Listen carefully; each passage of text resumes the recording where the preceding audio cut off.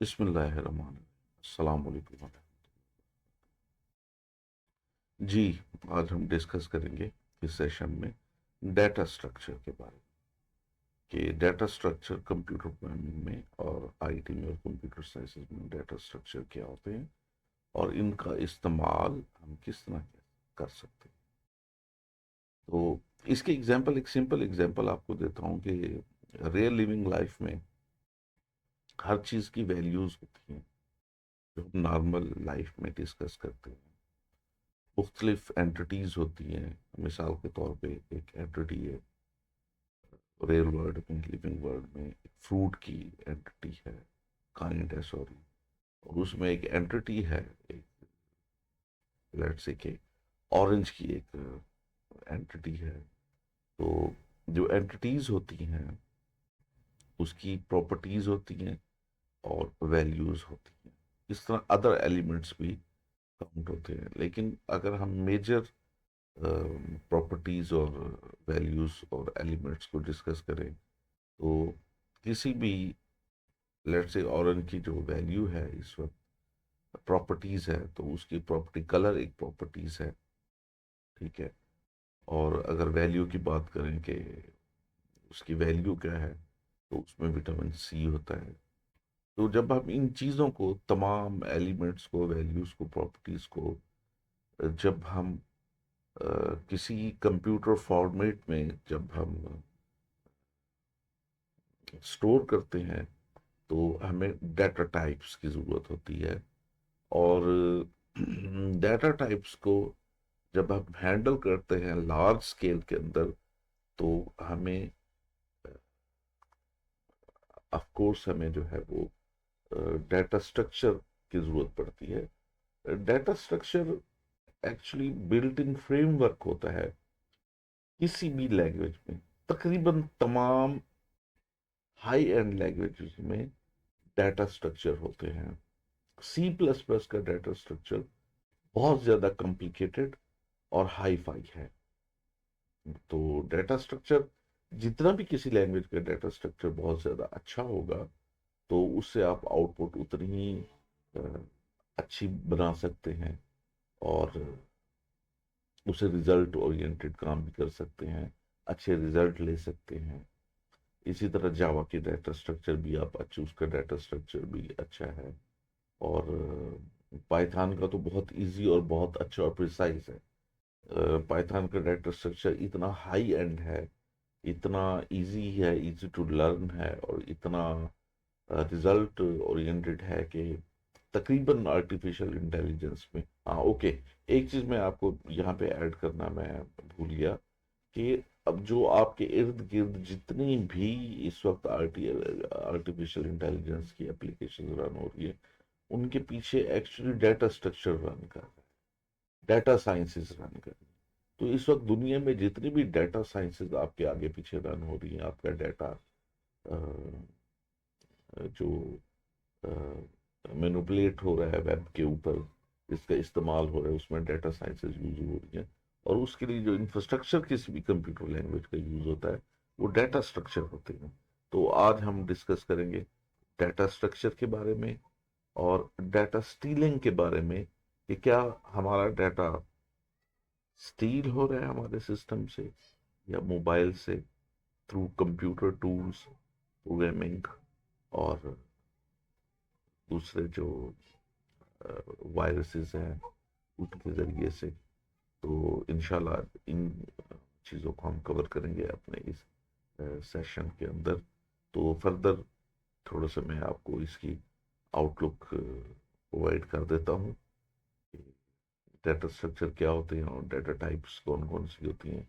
तो हम इसका इम्प्लीमेंट भी करेंगे, डिस्कस भी करेंगे कि सिस्टम के अंदर किस तरह इम्प्लीमेंट होता है ये। तो ये फर्दर हम मूव करते हैं आगे।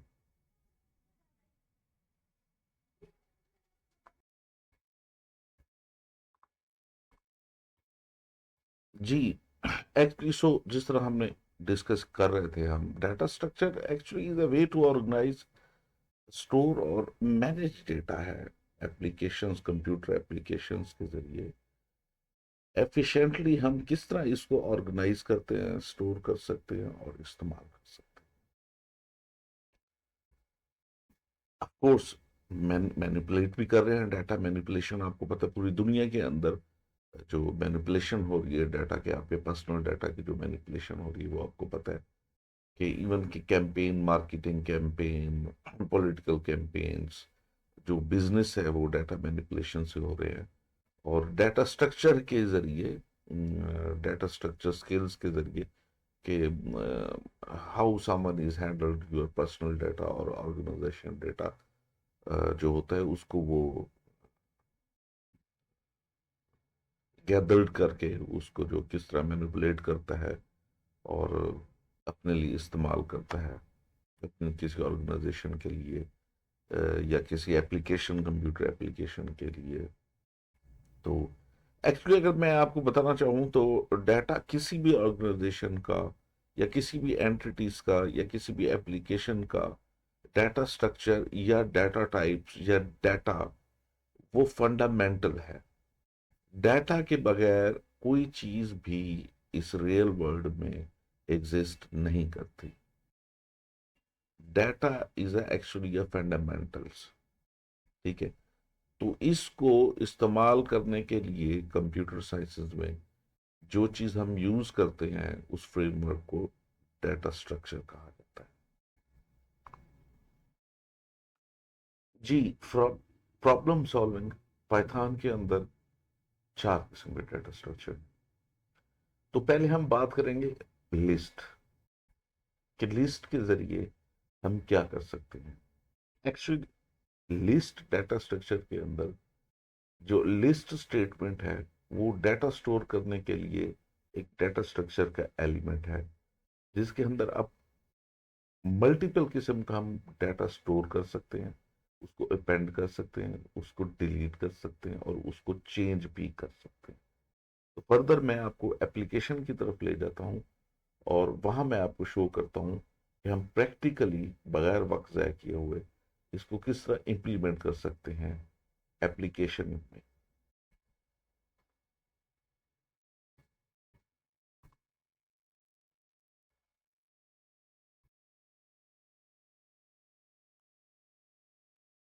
जी, मेन पहचान अगर आप आईडीई इंटीग्रेटेड डेवलपमेंट इन्वायरमेंट याद रखें, जब उसमें हम जब आते हैं तो हम यहाँ पे इम्प्लीमेंट करते हैं कि लिस्ट को हम किस तरह इम्प्लीमेंट कर सकते हैं, डाटा मैनिपुलेट कर सकते हैं। और मैं कोशिश करूँगा कोई प्रॉब्लम सॉल्विंग भी कर सकूं, क्योंकि शॉर्ट वीडियो बनानी होती है तो ज़्यादा मैं वीडियो को लेंथी भी नहीं करना चाह रहा, ताकि आपका कीमती वक्त ज़ाया ना हो। तो सिंपल यहाँ पे हम एक लिस्ट बनाते हैं कस्टमर के नाम से। कस्ट इज इक्वल, अच्छा, पाइथन के लिए आपको लिस्ट बनाने के लिए, डाटा स्ट्रक्चर की लिस्ट बनाने के लिए आपको ब्रैकेट्स की जरूरत पड़ती है। ओके, ये अपना ब्रैकेट, इस वक्त ये एम्प्टी लिस्ट है। तो इसके अंदर जब मैं डाटा इनपुट करूंगा, लेट्स से मैं इंटीजर पहले इनपुट करता हूँ, इंटीजर में डाल देता हूँ 1 2 3 एंड 4। ठीक है। और इनके अगेंस्ट मैं टेक्स्ट वैल्यू भी डाल देता हूँ, कस्टमर आईडी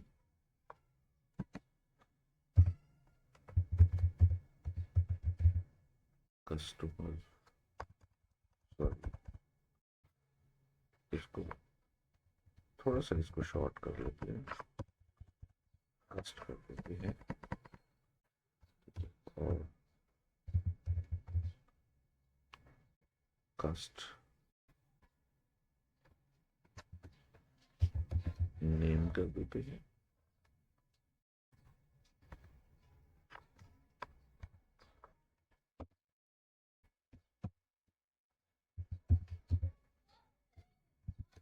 कस्ट अकाउंट। और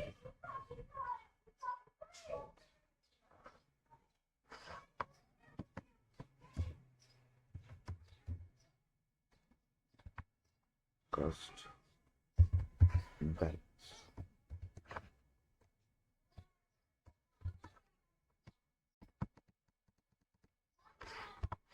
ये एक सिंपल सी लिस्ट क्रिएट होगी है पाइथन के अंदर, जिसमें हमने थोड़ी सी न्यूमेरिक और टेक्स्ट वैल्यूज हमने इनपुट किया।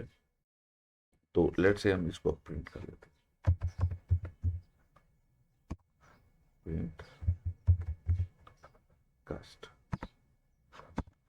सिंपल इसको रन करेंगे।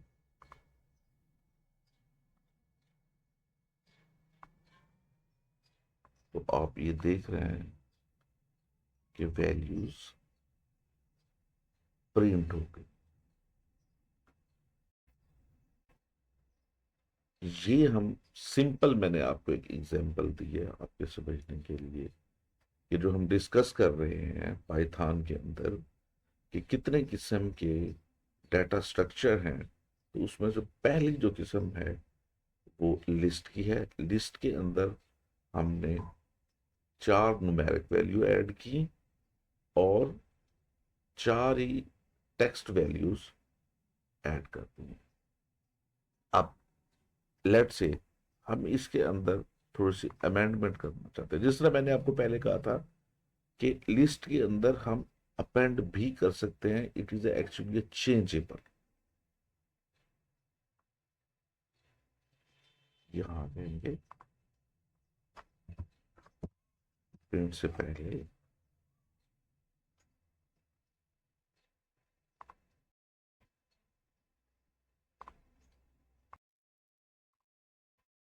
ओके।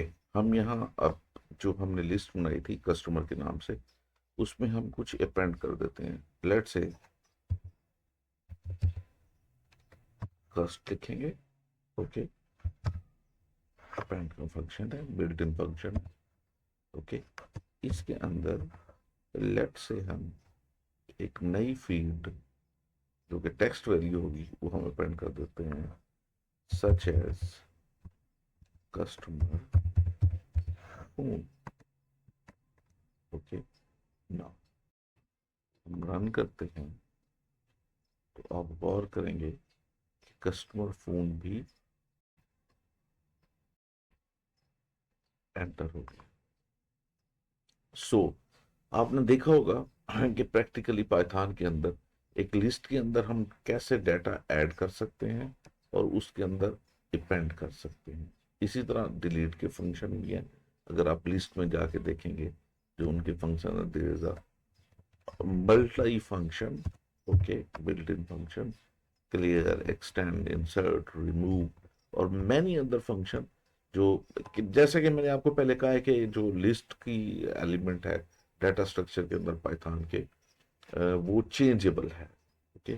तो आप इसको चेंज कर सकते हैं, किसी भी तरीके से अपेंड कर सकते हैं, एडिट कर सकते हैं और चेंज कर सकते हैं।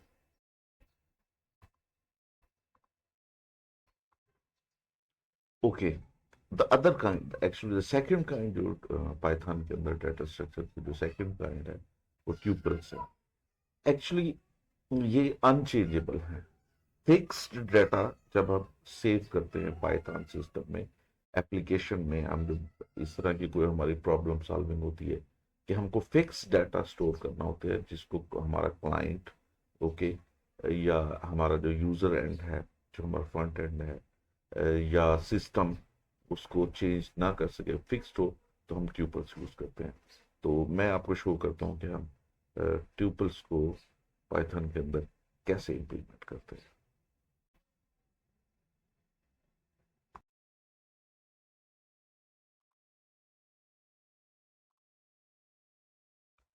ओके, यहाँ आईडीज के अंदर हम ट्यूपल्स को जो है वो इंप्लीमेंट करते हैं।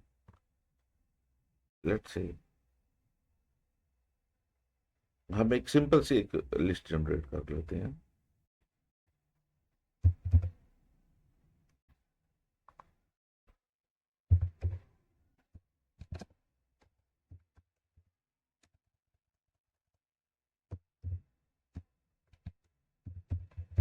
My list is equal to अच्छा, फॉर्मेट सेम है लिस्ट का और ट्यूपल्स का। तो डिफरेंशिएट सिर्फ जो लैंग्वेज हमारा कंपाइलर है वो ये करता है कि जो लिस्ट है वो हम ब्रैकेट सिंपल ब्रैकेट्स के अंदर इंपुट करते हैं, और ट्यूपल्स के जो है वो हम करली ब्रैकेट में यूज करते हैं।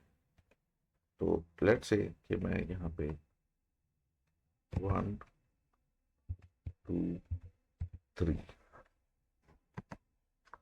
सिंपल डाटा इनपुट कर देता हूँ। इसको प्रिंट करते हैं माई लिस्ट।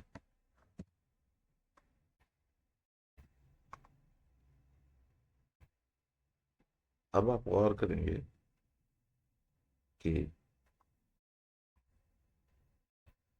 ये माई लिस्ट जो मैंने ट्यूपल्स बनाया था, ठीक है, जो डाटा स्ट्रक्चर की एक एलिमेंट है वो प्रिंट आउट हो गया।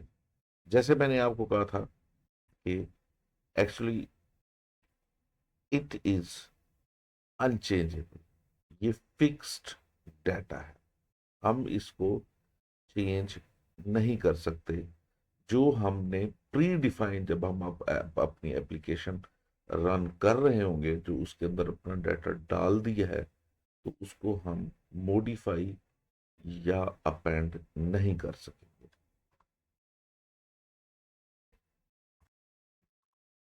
So it is a very simple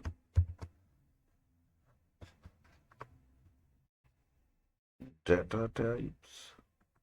okay, यहाँ पे मैं पाकिस्तान लिख देता हूँ, यहाँ पे इंडिया लिख देते हैं, और यहाँ पे चाइना लिख देते हैं। इसके जरिए इनको सेपरेट कर देते हैं।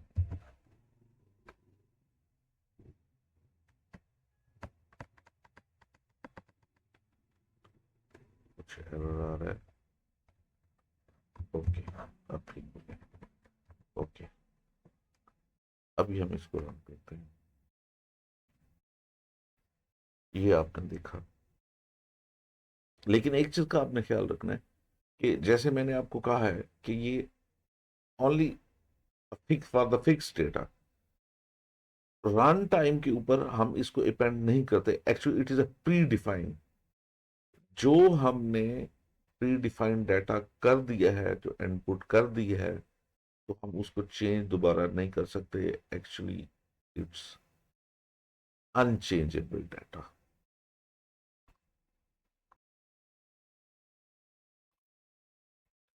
ओके, सेकंड टाइप मैंने आपको data structure, Python data structure की थोड़ी सी डिफाइन करने की कोशिश की है, जिसमें हम फिक्स नंबर और फिक्स डाटा स्टोर कर सकते हैं।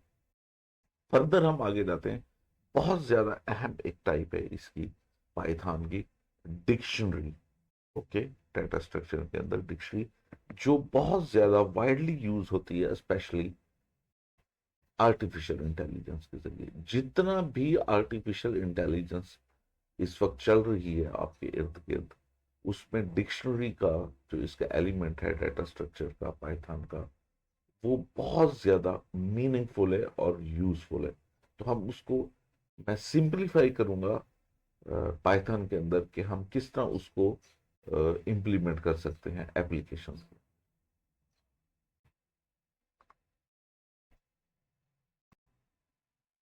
ओके, या हम इसको इंप्लीमेंट करेंगे डिक्शनरी को पाइथन आईडी के अंदर। हम किस तरह इसको इंप्लीमेंट कर सकते हैं डाटा स्ट्रक्चर का। ये मेन एलिमेंट मैंने जिस तरह आपको कहा डिक्शनरी है, और इसका थोड़ा सा फॉर्मेट डिफरेंट है जो हमने प्रीवियस दो एलिमेंट जो डाटा टाइप्स हमने डिस्कस किए हैं, ठीक है, उससे ज़रा थोड़ा सा इसका फॉर्मेट डिफरेंट है। इतना भी डिफरेंट नहीं है और ना ही कॉम्प्लिकेटेड है। जो लोग ऑलरेडी ये जानते हैं कि जो बेसिक प्रोग्रामिंग जिनको पता है, तो वो फॉर्मेट जिस तरह CSS फाइल डिज़ाइन करते हैं, या HTML या जावास्क्रिप्ट, कोई भी स्क्रिप्टिंग लैंग्वेज जो प्रोग्रामर या कोडर यूज़ करते हैं, तो उनके लिए आसान होगा। लेकिन मैं आपको फर्दर जो नए सीखने वाले हैं उनके लिए भी आसानी है, मैं उनको थोड़ा सा सिंप्लीफाई कर दूंगा। उसके लिए हम इसको, हम जो प्रीवियस डाटा है उसको डिलीट कर देते हैं और यहाँ पे हम एक डिक्शनरी क्रिएट करते हैं कस्टमर के नाम से। कस्टमर की ही डिक्शनरी होगी, is equal to curly bracket. अच्छा, इस चीज का ख्याल रखना है कि ये भी ब्रैकेट्स नहीं, जो डिक्शनरी भी जो है ये कर्ली ब्रैकेट्स में ही इसकी इनपुट होगी, लेकिन इसके अंदर जो डाटा इनपुट है उसका फॉर्मेट जरा थोड़ा सा डिफरेंट है। ओके, लेट्स से कस्टमर की जो पहली प्रॉपर्टी है वो नेम है, नेम, और इसके अंदर आप सेमी कॉलम डालेंगे और नेम इसका हम लिख देंगे यहाँ अली। ओके, फिर other property like age semicolon और 45। तो ये एक सिंपल डिक्शनरी हमने ऐड की है जिसके अंदर दो फील्ड है। ओके, हम इसको रन करते हैं।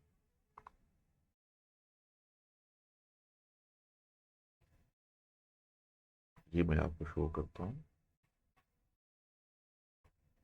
ओ sorry, we did not actually print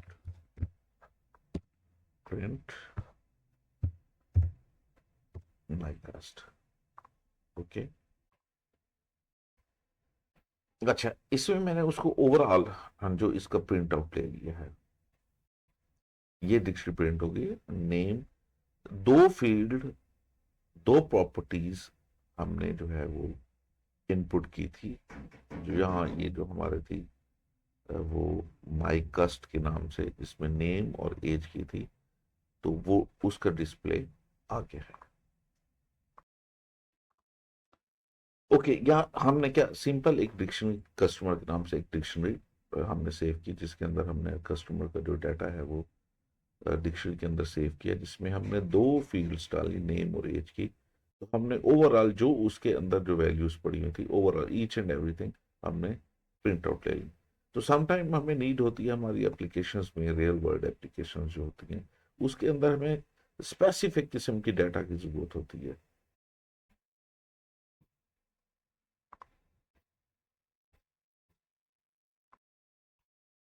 okay, further हम इसको देखेंगे कि डिक्शनरी का जो एलिमेंट है उससे स्पेसिफिक डेटा किस तरह रिट्रीव कर सकते हैं, तो उसको इम्प्लीमेंट करते हैं कि हम कैसे कर सकते हैं।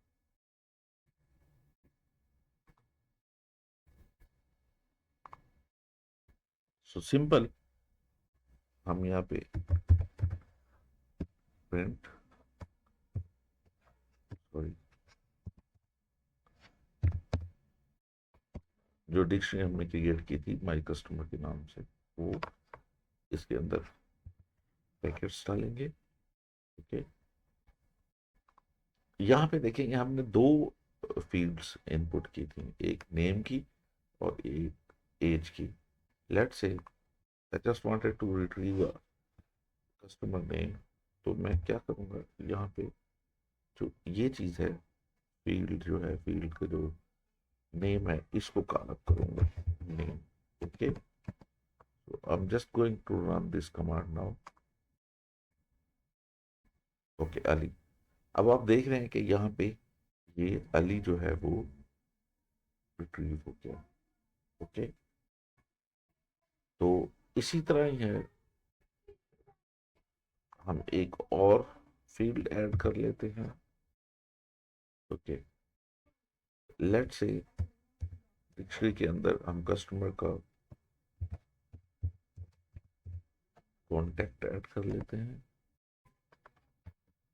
केस सेंसिटिव होता है तो ये मैं सी छोटा लिख रहा हूँ, और ये कॉन्टेक्ट, सॉरी, न्यूमेरिक फील्ड है, इंटीजर है।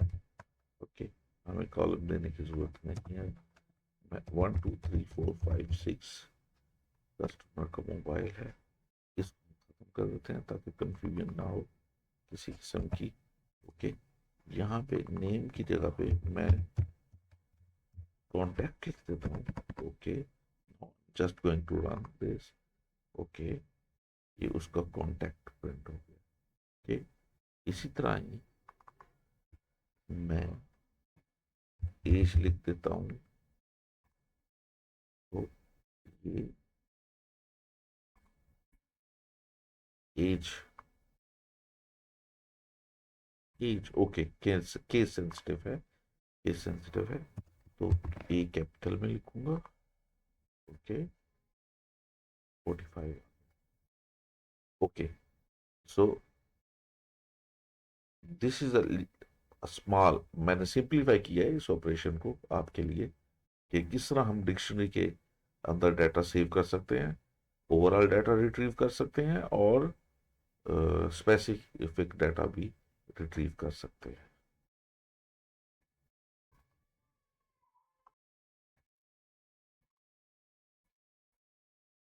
ओके, डिक्शंस को हमने डिस्कस कर लिया, काफी डिस्कस कर लिया, मजीद हम इसको डिस्कस करते रहेंगे। फर्दर हम मूव करते हैं। जो इसका चौथा एलिमेंट है डाटा स्ट्रक्चर का पाइथन के अंदर, वो सेट्स का है। That is a very important element of the data structure in the Python. Okay, इसका बहुत वाइडली यूज हो रहा है फ्रीलांसिंग के अंदर। ओके, अगर आप अपवर्क के अंदर जाएंगे, या आप freelancing.com पे जाएंगे, या किसी भी ऐसी जो आपका प्रोजेक्ट बेस आपकी फ्रीलांसिंग करते हैं, या आपका जो अपना एम्प्लॉयर है वो आपको कोई प्रोजेक्ट देता है या स्मॉल टास्क देता है कि आपने जो डुप्लीकेट वैल्यू है उनको, वो एक आपको एक्सेल शीट देता है, या कोई भी एक ऐसी फाइल देता है, या कोई एक डाटा सेट देता है, या कोई डेटाबेस देता है जिसमें duplicate values, there is a thousand of duplicate value, तो आप उसको किस तरह रिमूव कर सकते हैं, उसको कैसे रिट्रीव कर सकते हैं। तो उसके लिए जो है वो जो डाटा स्ट्रक्चर है, उसकी डाटा स्ट्रक्चर का जो एलिमेंट है, ओके, सेट्स का, उसकी नीड पड़ती है। तो मजीद हम आगे जाते हैं और इसको थोड़ा सा मैं इम्प्लीमेंट करता हूँ in very simple manners.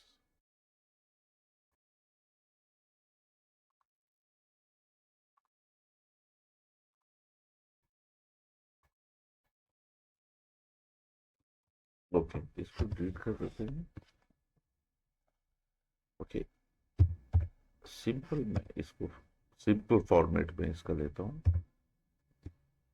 Underscore my set, okay, is equal to my set. Okay, और इसके अंदर मैं वैल्यूज डाल देता हूँ, 1 2 3 4 4 4 7 फिर 6 फिर 5 फिर 5। अच्छा, there is a multiple values now.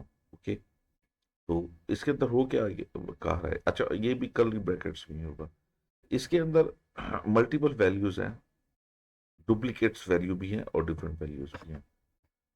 अब जरा गौर करें, मैं इसका प्रिंट आउट लेता हूँ। Okay, my,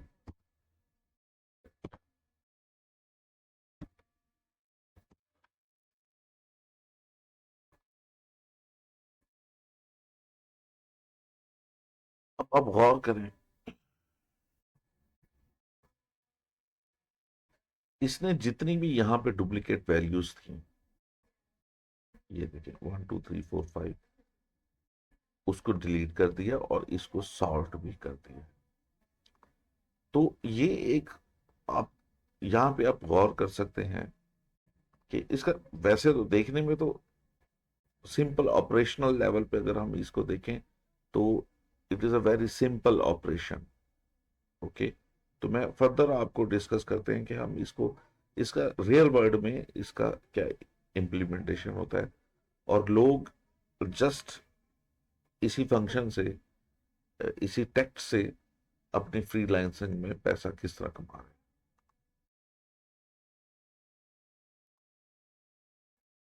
okay. तो हमने एक्चुअली इस सेशन में क्या हमने कवर किया, मैं थोड़ा सा समराइज कर देता हूँ।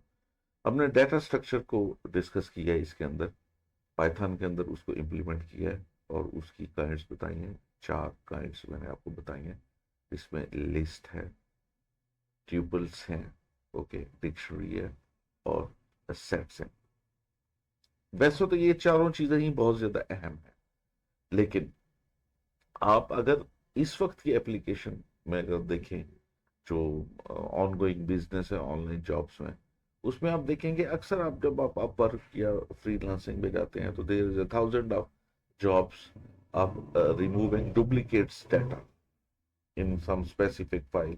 कोई एक्सेल फाइल भी होती है, या कोई सीवीएस फाइल हो सकती है, वर्ड फाइल हो सकती है, या कोई एसक्यूएल की फाइल हो सकती है, किसी भी डेटाबेस की फाइल होती है जिसमें आपका एम्प्लॉयर आपको की रिक्वायरमेंट होती है, वो आपको टास्क देता है कि आपने इसके अंदर डुप्लीकेट्स वैल्यूज को रिमूव करना होती है। और उस फाइल का साइज बहुत बड़ा होता है और उसके अंदर जो डेटाबेस होता है वो भी बहुत ज़्यादा बड़ा होता है। तो आप कीबोर्ड के जरिए ये सब टास्क नहीं क्रिएट कर सकते, ठीक है, ना ही इसको एकम्प्लिश कर सकते हैं। It is a very time consuming. जब आप फाइल को खोलेंगे और उसको डेल का बटन दबाते दबाते आप डिलीट करेंगे, then you will need a coding tact and trick, okay, और प्रोग्रामिंग स्किल होना चाहिए आपको, और इसी किस्म के जो बिल्ट इन फंक्शन होने चाहिए। तो आप उसको यूज करते हुए जो है ना, वो आप 1000 लाइन को विद इन फ्यू सेकेंड किस तरह उसके अंदर जो डुप्लीकेट वैल्यूज है वो उसको रिमूव कर सकते हैं और अपने टास्क को कंप्लीट करके अर्निंग कर सकते हैं। तो ये actually it is hard money, it is not online money, learning online money कि आप कोई गेम खेल के पैसे बना लेंगे या कुछ इस तरह कर लेंगे या कोई ट्रेडिंग कर लेंगे। No no no, it is it is a hard money, okay, it is not a soft money. इस तरह के अगर जब आपको प्रोजेक्ट मिलेंगे अपवर्क के अंदर के, लेट से कि एक प्रोजेक्ट है आपको $10 दे रहा है, $20 दे रहा है, तो just for removing a duplicate value, then you will need this language and this data structure tool function my set, okay, जो हमने इम्प्लीमेंट किया था, ठीक है। इसी टेक्स्ट को हम यूज किए हुए, जो मैंने एक प्री डिफाइन जो डाटा स्ट्रक्चर था पाइथन के अंदर, उसको यूज किया, जिसको हमने, अगर आपको याद हो तो हमने उसका नाम रखा था वेरिएबल का माई सेट। उसके अंदर हमने डाटा इनपुट किया था, ओके, कुछ डुप्लीकेट वैल्यूज डाली थी, ठीक है, और फिर उसको हमने कॉलअप किया था। तो उसने जो डुप्लीकेट वैल्यूज है वो भी रिमूव कर दी थी और हमारे डाटा को भी सॉर्ट आउट कर दिया था। तो इसी तरह की जॉब्स जब आप देखेंगे तो ऑनलाइन बहुत सारी जॉब्स ऐसी पड़ी हुई हैं कि जिसके अंदर डुप्लीकेट वैल्यूज और डाटा को सॉर्ट आउट करने के लिए वो आपको टास्क दिए जाते हैं। There are thousands of job and with thousands of file with databases and many other things. किसी भी फॉर्मेट में वो फाइल आपको दे सकते हैं। तो ये चीज हमने कवर की है आज। इंशाल्लाह नेक्स्ट सेशन में जो है वो आपको बताएंगे कि आपका डाटा किस तरह चोरी हो रहा है, मैनिपुलेट हो रहा है और मार्केटिंग के लिए इस्तेमाल हो रहा है, और हम किस तरह डिवाइड कर सकते हैं उसके लिए। ये सेशन थोड़ा सा लंबा हो गया, तो इसी को यहीं पे जो है वो हम ख़त्म कर रहे हैं।